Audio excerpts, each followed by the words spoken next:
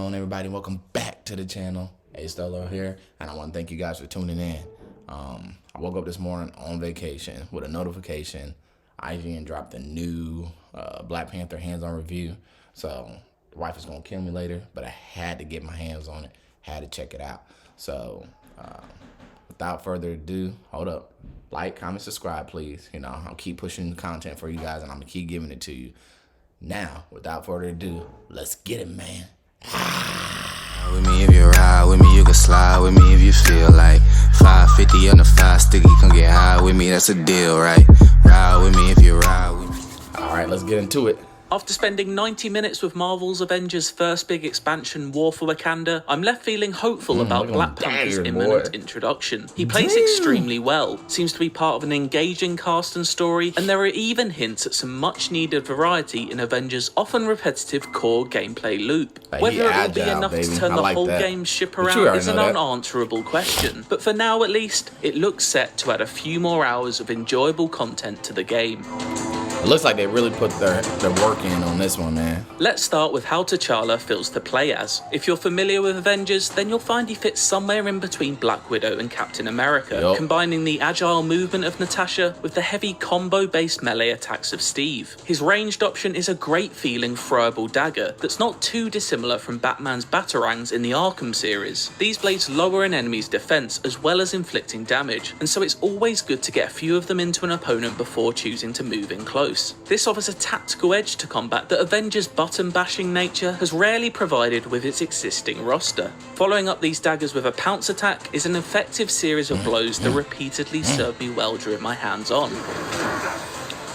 Combat smooth too. Black Panther's marriage of both agility and raw power instantly made me want to level him all the way up to power level 150. And that's before I'd even tried out his heroic abilities. Kimoyo beads are Black Panther's signature attack, a trademark piece of Wakandan technology which seeks out enemies and deals a heavy amount of stun damage. I found these to be particularly effective once I'd upgraded them with the ability to also scour the battlefield for health orbs, which got me out of more than one sticky situation. His assault heroic, meanwhile, is one of the more satisfying attacks in the whole game. Titled King's Mercy, it's a vibranium spear that inflicts heavy damage while also being able to pin up to 3 enemies that get in its path. As a Thor main, this gave me glorious flashbacks to pinning many hundreds of AIM soldiers against laboratory walls with Mjolnir. Finally, there's his ultimate, which summons the power of the Panther goddess Bast. The visual effect of the attack itself looks very cool, as a giant purple-tinted panther is projected from your body, but its buffs are ones we've seen elsewhere before. A simple increase in damage dealt and a reduction in damage taken. Black Panther is a blast to play with, but just as importantly,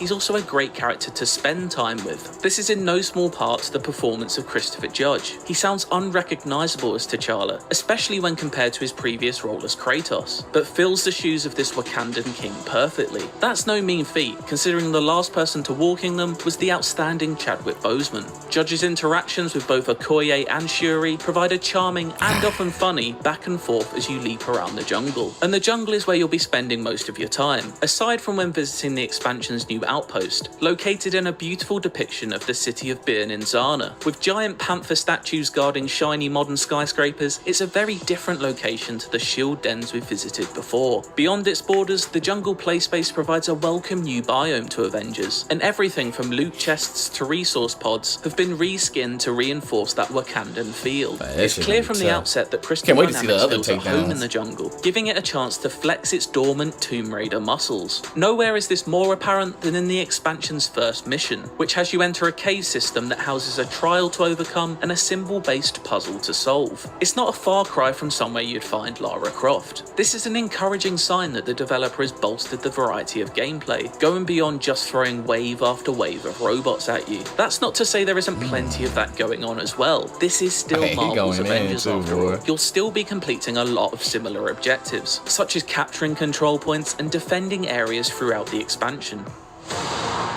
During my hands-on session, I played through the first 2 story missions, which were both surprisingly lengthy, clocking in at around 30 minutes each. The opener is an attention grabber, as you're thrust straight into the action amid an assault by Claw on Wakanda. It includes the aforementioned puzzle sequence alongside a very welcome boss battle. One of my main criticisms of Avengers has been its reluctance to unleash members of Marvel's Rogues Gallery into the action, so it was a pleasant surprise to see it waste no time in throwing Crossbones into the equation. His fight isn't revolutionary, but does shake things up a little by making you split your time between attacking him and a sonic cannon he's protecting before it breaks through the Wakandan perimeter shield. From this point on, the story picks up pace nicely and does a great job at bringing the rest of the Avengers into T'Challa's world. A second mission initiates the team up and serves as a great introduction to Claw and his motives. My only concern so far would just be how much new content there truly is here. While the missions were chunky enough in length, it did look as if I were almost halfway through the mission chain after just 2, and so I'd estimate a rather brief campaign. Nevertheless, this may well be a great Black Panther story regardless of its eventual length, and as close to a solo game as we're getting anytime soon. Whether T'Challa is Marvel's Avengers savior though, still remains the big unanswered question. Hey, I don't need For to be more my Marvel's savior. Avengers, why not check out the latest trailer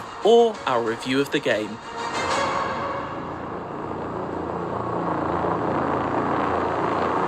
That was the hands-on review through IGN for the new Black Panther War for Wakanda, man. It looks amazing. I'm excited. I can't say nothing more than that. It looks good.